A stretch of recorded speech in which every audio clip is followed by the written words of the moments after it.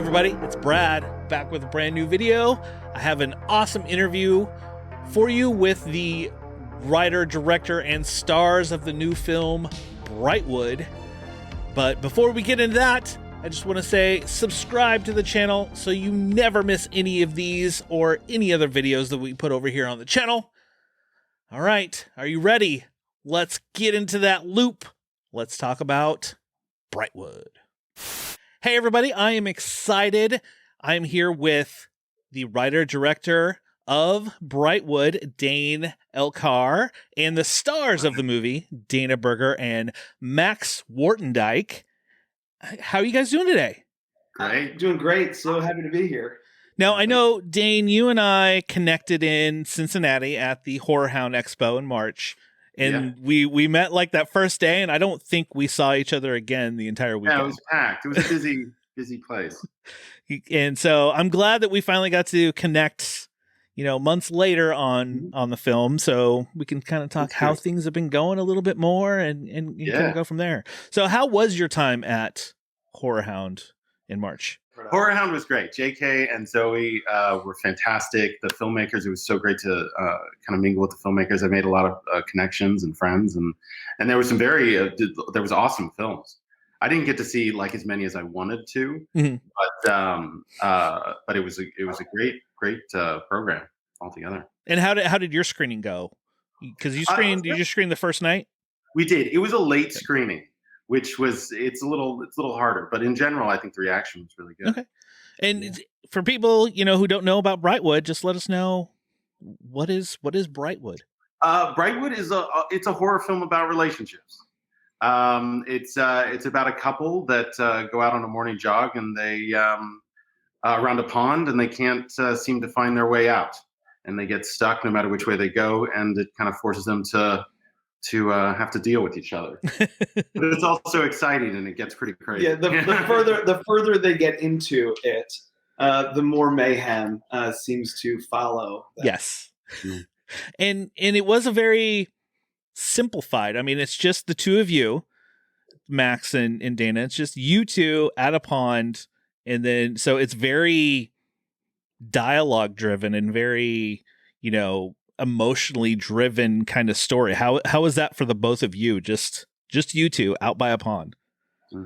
Well, I don't know if you know. So the film is based on a short that Dane did in 2018. That was originally one person, and Dane had always had the idea of expanding it to be a couple. Yeah. And so I think obviously with this idea of sort of the horror of a relationship, it let us really fall into those characters, and with the two of us stuck out there together. Dana and I have been good friends for a long time. We met doing a play. And so we were in this great position where I think we loved each other enough out there in the woods to be able to really go after one another. If you see the film, you'll see that Dan and Jen, our characters, are not in the best place with one another, but they're stuck in this place together. And I think from that comes both like the tension and the humor and some of the horror as well. And for you, Dana, how was your experience on this whole, a simplified kind of? I mean, it was a blast. I mean, I think that I don't know. I think actors love challenges and emotion, things that they have that are challenging emotionally, and I think that it's more fun in some ways to have less props and less all of these fancy other things, and actually get to just focus on your relationship with the other character and what's happening. And so it was an actor's dream, I think. And I should add that Max and Dana did have this relationship, and Max suggested Dana for the part after he read the script. And so Dana and I talked, and I felt like she really kind of got what direction we wanted to take it in. And she's very funny and very intelligent. So we really connected, and it was important. I knew that filming in the woods for 12 days was not going to be easy. So it was important that they had this connection and we're friends. And I brought them in and we rehearsed early on in the writing process where they would, I would listen to them read and then I would rewrite.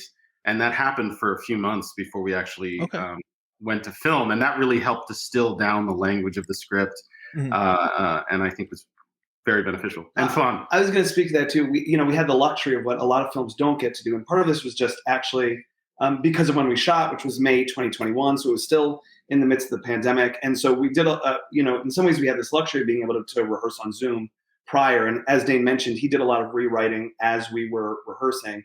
But what it meant is that by the time we showed up to set, Dana and I really, I think, knew that story forwards and backwards. We knew those scenes forwards and backwards. And Dana and I had spent a lot of time like scheduling the film very tightly. So we had a real strong plan coming in. And it was this beautiful thing because we had all this structure, and then we showed up and we got to play, and we got to sort of see where the days took us. We got to see where the scenes went. Yeah, it's a perfect example of planning so much that it actually allowed us to have more freedom on set. So we as soon as I had the shot list, we worked so hard on the schedule and we're down to like a lens change. And then we started to discover that we actually had more time. And so we could play around in the scenes. I could do 8 takes instead of like 3 takes. Let's rush, to the next setup. So it was very good.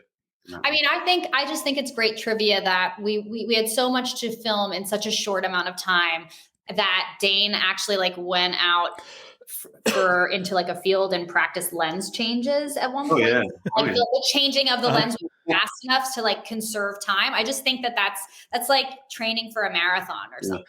It's like having a pit crew or something. Yeah, I mean, literally though. It was Andrew Clark, who was like our kind AD, and Guy Friday, they would go out and they would like rehearse the process of dealing with the camera. Yeah. So that they had such a great kind of like oiled machine to be able to move. Dana and I spent time ourselves. Yeah. So we felt like we were really ready for those scenes. I was a producer on the film and I did a lot of prep on the film, but when I got to show up to set, it was very important. Dana and I spent a lot of time talking about this, that I was sort of able to let that go and really just be an actor on set so that I wasn't having to sort of split attentions. And so I think all of us worked really, really hard in prep and pre-production to be able to get to that place where we could show up and, see what the hell happened. And how many days shooting did you schedule or 12. have? 12. Okay. 12 out of 16 days. We had some days off. Oh, okay.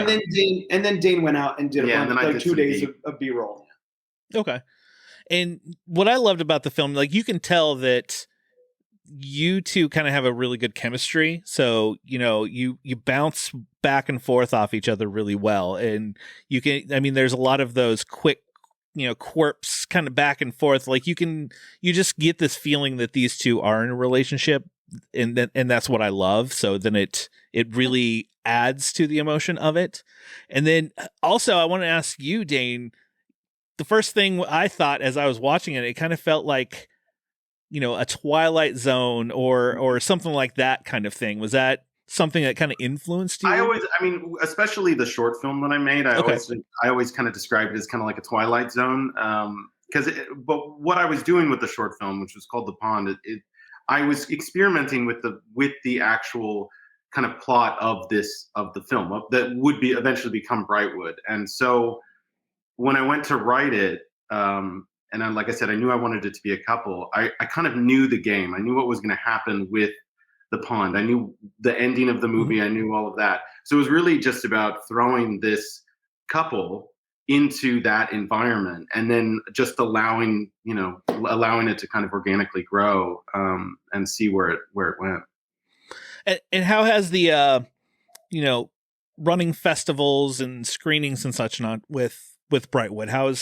How's the journey for it, going so far? So far it's been fantastic. Every festival that has taken us has been just wonderful people, meeting wonderful people. The reactions have been amazing and also varied.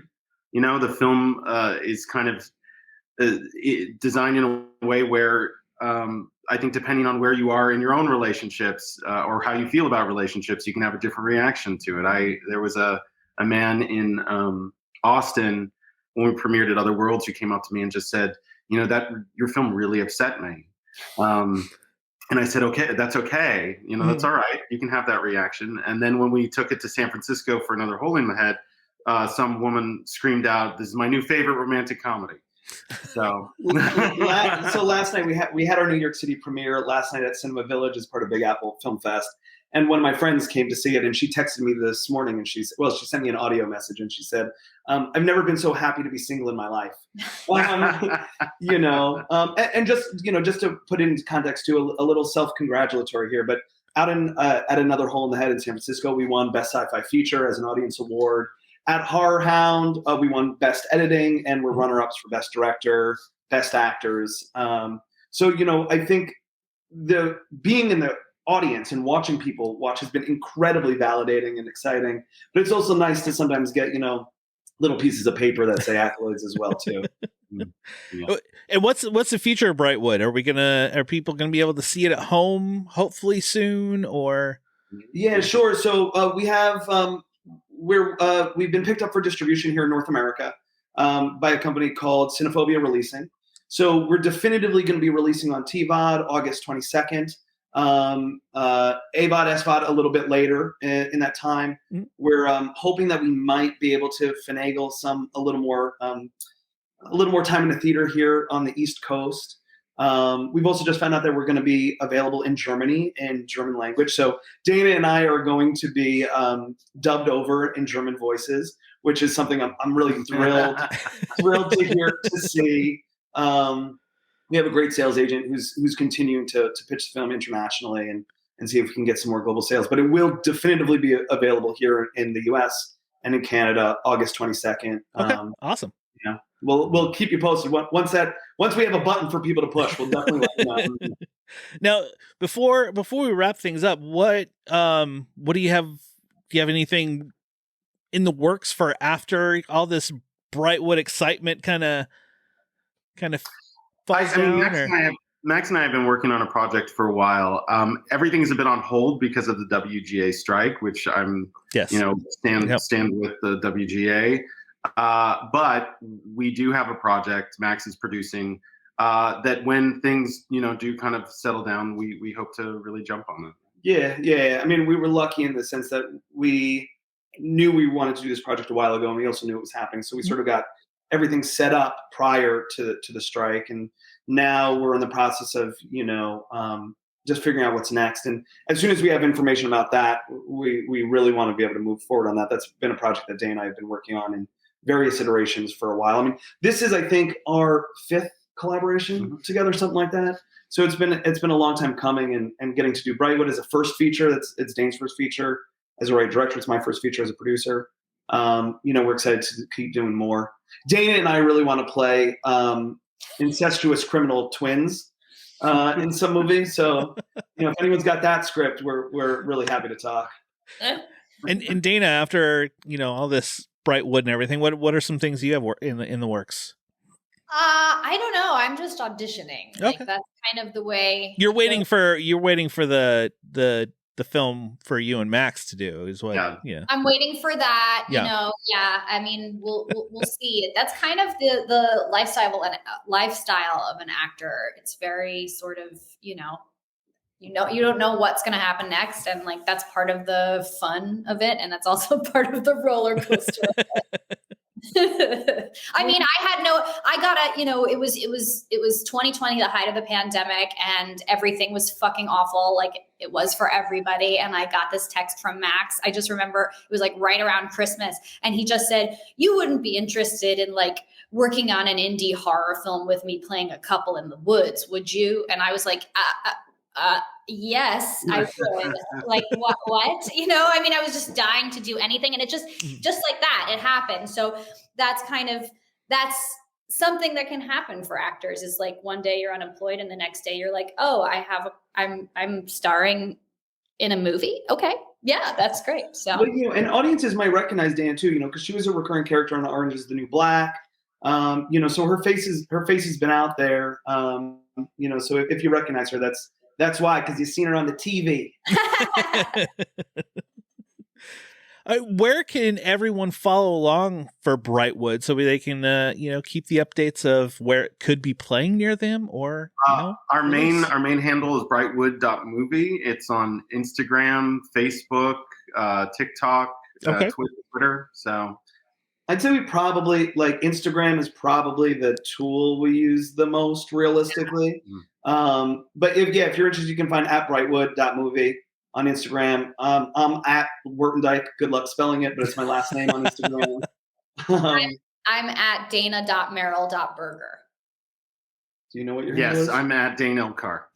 So if my Instagram account is very entertaining. It's not just about Brightwood. It is. It's very funny. Okay. That is so Dana has a number of very strange characters that she does, including this deeply sexually repressed male poet named Von Simon, who I personally find, I think he should win a poetry award at some point. So I'm gunning for that. I'm gonna have to go check this out now. Yeah, Dana's got a slew of good content. Well, I want to thank all three of you for chatting with me. I know, Dane, you and I were gonna try to connect in March, but hey, so we finally made it happen. We got everybody involved this time. Absolutely, it's been fantastic. But thank you so good much. luck with the movie, and I will tell everybody, watch for Brightwood. I quite enjoyed the film. So awesome. Thanks so much for having us. Really, really appreciate it. Yeah. Again, I want to thank Dane, Dana, and Max for chatting with me. I didn't get a chance to reconnect with Dane again over at Horror Hound. It was quite a busy weekend, but I'm glad we found the time to finally chat about Brightwood and everything else. But I want to say, definitely go check out Brightwood. I did really enjoy this movie about this couple kind of stuck in a loop and the troubles that they're having in their relationship, a lot of things coming out. There is a lot of tension, a lot of emotion, and some other things that I'm not going to say. So go watch for Brightwood. As you heard, it's coming out in August, but go follow them. I'm going to have the links to everything down below. But yes, see Brightwood. All right, that'll do it for another video. Just make sure you subscribe so you don't miss any others. And go check out our podcast at wearethecinemaguys.com. Myself, Justin, and the Cinemaiden, just three friends that love chatting movies. I'll be back soon with a brand new video. But until then, maybe sometime we will see you at the movies. We'll see you later.